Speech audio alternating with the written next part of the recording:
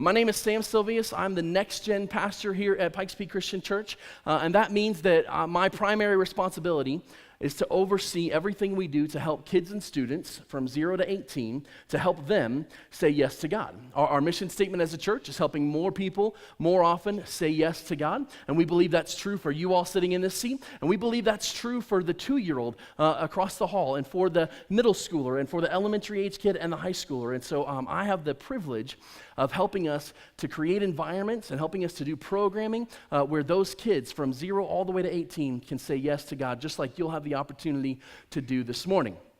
Now, I've been on staff here just over 2.5 years, although sometimes it seems a lot longer than that. Sometimes it seems a lot shorter than that, but it's been quite the ride. My wife and I are thrilled to be here. My wife is in the service this morning, sitting right over there. We have 4 children at home, amazing kids. Our oldest is 10, our youngest is 4. We have got 2 in the middle there, and they're all incredible. And I'm getting to a point with all this, okay? I'm telling you all about my family. Some of you are like, yeah, we know. We've heard you tell the stories over and over and over again, right? And that's because kids really make the best sermon illustrations. That's really what happens. But really, we are blessed more than we could possibly imagine. I love my job. I love that I get to be a part of this church. My wife gets to stay home with our kids, which she loves most of the time. I mean, that's fair, right? She loves most of the time, and our kids are amazing. We've got just amazing children. Yesterday, or 2 days ago, rather, my son William, he's 6 years old, and he's on the autism spectrum, in case you didn't know that. He's got some special needs, but we caught him in his sister's bedroom playing the piano, and he had figured out on his own, without any instruction, within about 5 minutes, he had figured out how to play the tune, Jesus Loves Me. That's amazing that I get to watch that. My kids are incredible. They're unbelievable. My daughter, who's 10, she comes with me every Sunday morning at 7 o'clock in the morning when I get here to help set up the computers, the check-in computers for the kids over there. So my kids are amazing. I've got 2 really pretty great cars. We've got a great house. We have a great life. And even with all of that, I find myself on occasion going, something's missing. I need something else. I deserve more than this. And I find myself saying this to myself, and I find myself going, man, there's something that I don't have. There's something that I need that's not being met. There's some kind of thing that I gotta get a hold of, and I can't quite figure out what it is. And I would guess that you've probably felt the same way. At some point, you've looked around and said, hey, man, I have a great job, I have a great family, but, there's something just not right. So, my job's okay, but I think maybe I'm going to look for a different one. Not because there's anything wrong with this one, but because there's just something not quite right. Or this one. This is one of my favorites, man. This happens to me every time somebody buys a new car. Every time somebody I know gets a new car, I go, I need a new car. I really think that God would want me to have something a little bit faster and probably with like Wi-Fi built in, right? They do that now. So I need that, right? I deserve to have that. And I find myself all the time going, man, there's something that I miss. And I bet that you're the same way, that on occasion, that throughout your life, there are these moments where you say, man, something is just, it's not quite there. Something's just missing. And we start to look for what that missing thing is, but it never quite satisfies, right? And so as I was thinking about this concept, I thought, a great way to illustrate this is through the idea of a puzzle.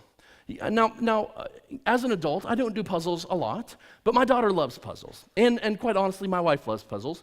And so this weekend, we decided that we would sit down and do a puzzle together. It's not done, but we're still married, so that's good. So we were doing this puzzle together, and we're working on it, and I kind of realized as we're working on this puzzle, man, that you find these, as you're working on it, you find these spaces in the puzzle where there's a piece that's supposed to go there, but you can't quite figure out which one it is. You got all the pieces laid out, and you're going, is it this one, is it this one, is it this one? And so after a while, what you do is you pick up the box, and you go, okay, it's in this area, and there's like this little line on it, and there's like this color, so now let me look for that piece, and that helps you to find the piece. And so I think that maybe this morning we can take a clue from putting together a puzzle and saying, instead of looking for the missing piece, just randomly trying every piece that we can find to make it fit, we should look at the box, look at the design, and say, hey, is there something in the design that would give us a clue as to what's missing. And so if you have a Bible, you can turn to the book of Genesis.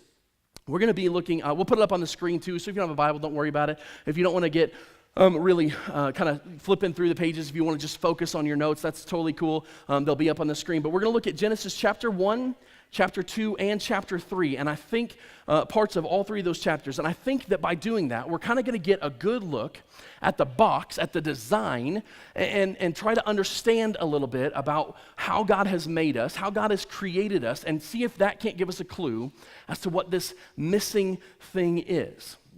And so Genesis chapter 1, we're going to start there. Now, before we jump into this, what I need to tell you about Genesis is that Genesis is the revelation that God gave to Moses, and he wrote it all down. Moses wasn't there when God created the earth, but God told him about it, and he wrote it down. And so the part of Genesis that we're looking at is really what God told Moses about how God created the world. Now, I know for some of you it's going to be really difficult to believe that God created the earth in 7 days. It's going to be really hard for you to get your mind around the idea that God just spoke and these things happen. But I don't want you to get hung up on it this morning. It's okay if you can't quite get your head around that yet. It's okay. That's a hard thing to believe. I get that. It's hard to reconcile that understanding of what Scripture says about 7 days with what science is trying to say about evolution. It's difficult. But don't get bogged down in the details this morning. Let's just look for the principle behind the thing. Because whether or not God created the earth in 7 days is a little bit irrelevant to this creation, to this conversation. What really matters is that God allowed humans to come into being, that he created us, and that he has a purpose for us. And so that's, just look through it through that lens this morning so we can find the principle here and not get bogged down, kind of hung up in the details, okay? All right, so Genesis chapter 1, here's what it says. We're going to start off in verse 26. Then God said, let us make mankind in our image. Now, God had already made all the other things, and he said, let us make mankind in our image, in our likeness, so that they may rule over the fish in the sea and the birds in the sky, over the livestock and all the wild animals, and over all the creatures that move along the ground. So God created mankind in his own image. In the image of God, he created them, male and female, he created them. And so we find right here in Genesis chapter 1, verses 26 and 27, that God creates man in his image, that we bear the image of God on the earth, that we are sorts of ambassadors, and that we represent who God is inside of creation, that we are here, and with that representation comes certain rights and privileges, that because we are human, because we are in God's likeness, because we bear his image, there are rights and privileges that come with that we get to rule. Right? We were made in his image so that we may rule over the fish in the sea, the birds of the sky, the wild animals, all the domesticated animals. And there's not an animal in existence that I know of, that I'm aware of, that we have not exercised authority over. Right? There's not an animal that we know about that we can't capture. There's very few animals that we know about that we can't train. There's not an animal that we haven't exercised our authority over, and that's the right and privilege of being a human. Now, there's other things that we've exercised authority over too. Chemicals. We've taken chemicals and broken them down and put them back together and made drugs. Sometimes drugs that are very helpful, sometimes drugs that are very harmful. But we can exercise authority over the chemical world. We can also exercise authority over the material world. We take copper and other rare metals and all of these other elements, and we put them together in these big machines that we've created, and we put them all together, and we get these amazing things called big screen TVs. Right? And we get that because we've exercised our rights and privileges, our authority over the created world to manipulate those things and to create those things, right? And it's amazing. We love that. We love the rights and privileges. But that's only one side of the story. That's only one aspect of the picture. If we flip over to Genesis 2, we find a slightly different perspective starting in verse 15. The Lord took the man that he'd created, and he put him in the Garden of Eden to work it and take care of it.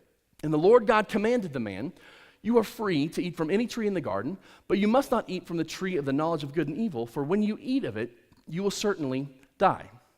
Now, there's a slightly different angle in this version, in this perspective. When we get to Genesis 2, there's a slightly different story here. Now, not only do we have rights and privileges from Genesis chapter 1, but in this instant, it says that God took the man and put him in the garden to work it and take care of it.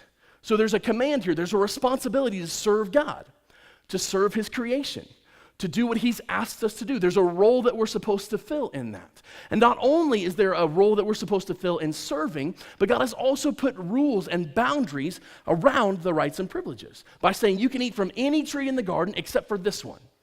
This one right here, you can't eat from. And so there's this idea here that we have both rights and privileges and a command to serve and submit. So if we look at the whole of the box, the whole of Genesis, the whole of the creation story here, we get this idea that we are uniquely created in the world with two things, both rights and privileges and a command to serve and submit. Now, we love rights and privileges, don't we? We love that we get to exercise those things. Man, I love that I get to have a smartphone. Like, I love this thing, man. Maybe a little too much sometimes, right? But I love that I get to do that. I love that my dog has to listen to me and not the other way around, right? I mean, that would be a nightmare. But I love that. We love these rights and privileges. And we don't always love the serve and submit. And that's what gets us into trouble. And it's what got Eve into trouble in the very beginning. And so if we look at Genesis chapter 3, we find here's how the story unfolds, that there's a serpent in the garden, and he was more crafty than any of the wild animals. And he said to the woman, "Did God really say, you must not eat from any tree in the garden?" Now, what's he doing right here? He's questioning rights and privileges. He's saying, hey, did God really tell you you don't get to do that? How dare he? I can't believe that he would say you can't get to eat from these trees, right? And he's twisting it, and he's making it into a lie, and he's making Eve feel, he's trying to make Eve feel like she's been violated, like she's lost something that she deserves, right? And Eve responds well at first, and she says, no, he didn't say that. God said, you must not eat from the tree that is in the middle of the garden, but we get to eat everything else. And we can't eat from this one, and we can't touch it, or we will die. And then going on, here's what happens. The serpent says, you won't certainly die.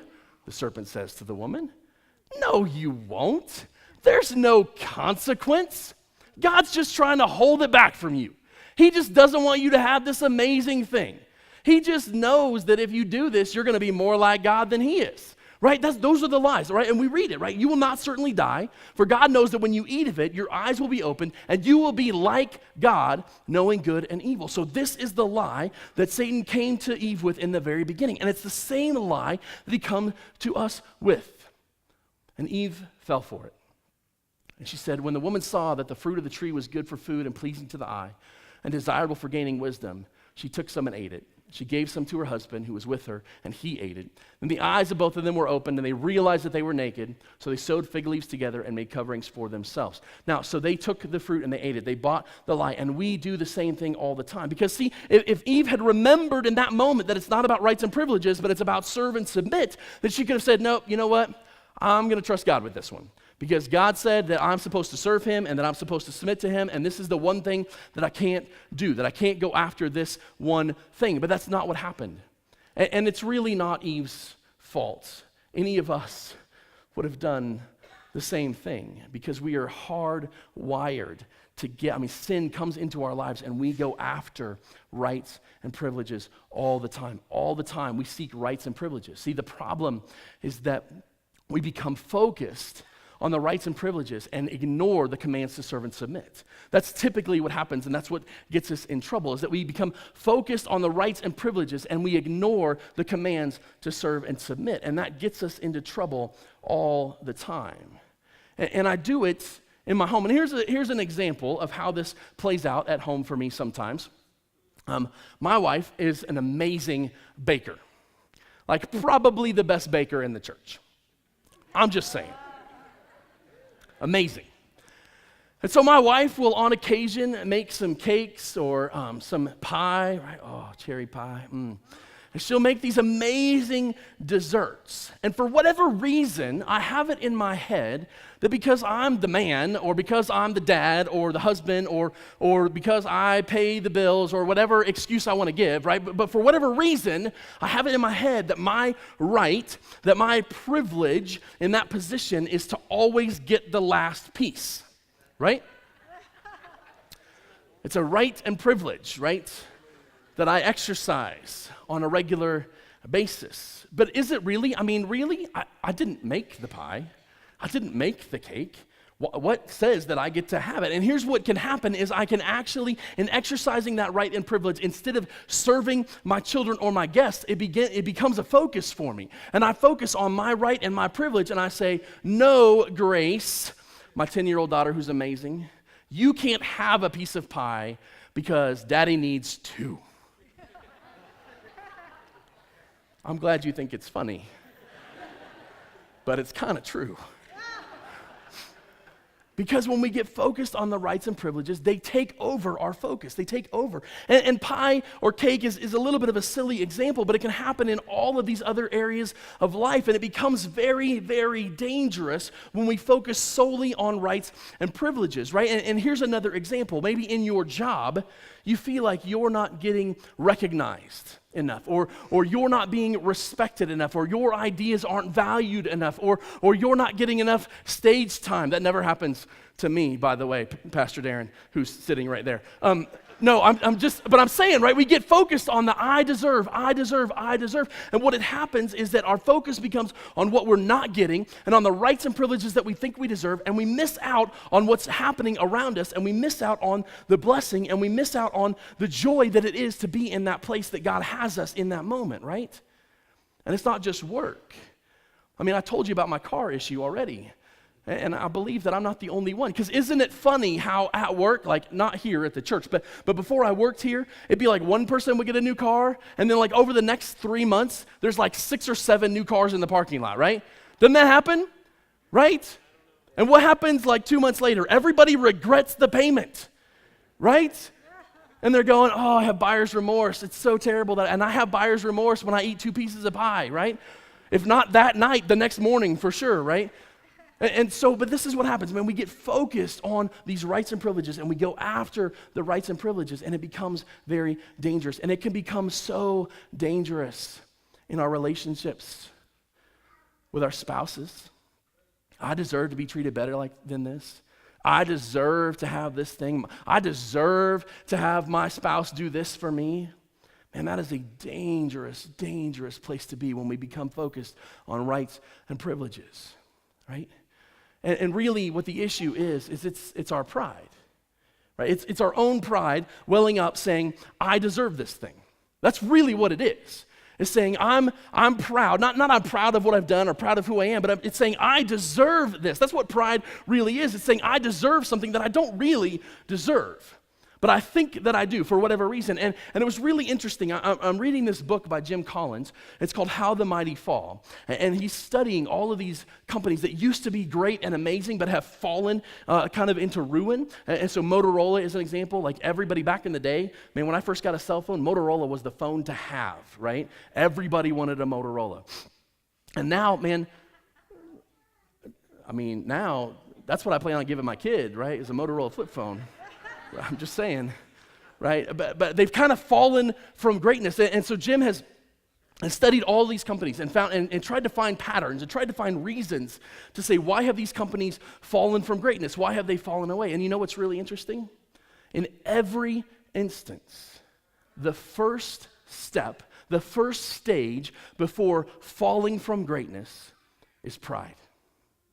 In every instance, pride comes before the fall. And it is a dangerous, dangerous place for us to be, in a place of pride, in a place of saying, I deserve, I should get, I should have. Why isn't this happening to me? That is a very, very dangerous place for us to be. So what's the cure?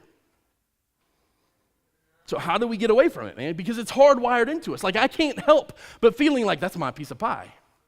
So how do we fix that? How do we get away from that? Well, I think the answer is right there in Genesis 2. Instead of focusing on the rights and privileges, we focus on the responsibility and the command to serve and submit. And isn't this what Jesus told us to do, right? And didn't he promise that it would be better for us to do it his way? Because here's the temptation, right? We go after it. We go after the rights and privileges, and it may satisfy for the night, if it's pie, or it may satisfy for a couple weeks or a couple months if it's a new car, or it might satisfy for a year or two if it's a new job. I'm not saying anything about my job. Sorry, that just kind of happened. That's not what I'm saying. But it might satisfy for a while. It fills the space for a while. It fills the thing that's missing for a while, but eventually you realize that it didn't actually do it. And you're left more empty and wanting more and more distraught than you were before. So what's the answer? And that's not what Jesus promised us, right? That's not what Jesus promised. What he promised in Matthew, I think it's chapter 11. Yep, I was right. Matthew 11, verse 28. Here's what he says. Come to me, all who labor and are heavy laden, and I will give you rest. Jesus says, follow me, and I'm promising you rest. Not I'm promising you that you're going to be missing out. Not I'm promising that you're not going to get the things that you need or the things that you deserve. He says, follow me, and I will give you rest. Take my yoke upon you and learn from me. For I am gentle and lowly in heart, and you will find rest for your souls. For my yoke is easy, and my burden is light. Doesn't rest for your soul sound good? Man, I mean, think back to a time when you felt like something was missing and you had that anxiousness. And if you're like me, man, you get so focused on the thing that's missing that you can't help but process through every possible scenario and try to come up with the best way to fix it.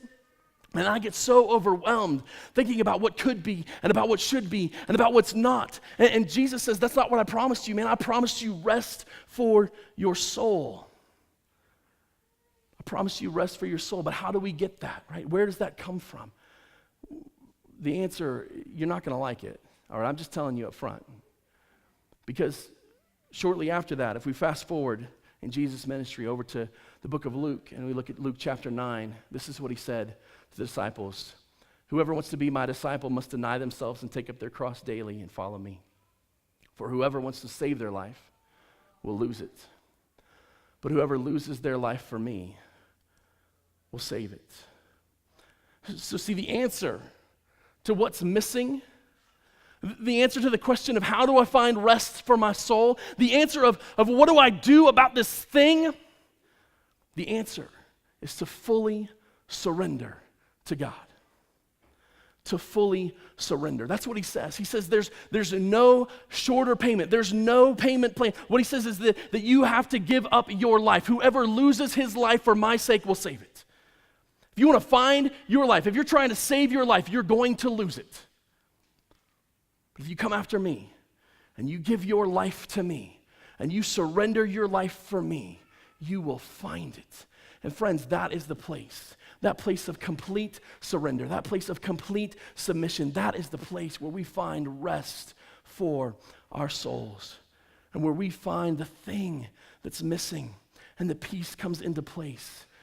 And we find this satisfaction in knowing Jesus. And we say, God, I can't trust you with my life. I can't give it to you. I don't know if I can trust you with it. But really, how could you not trust God?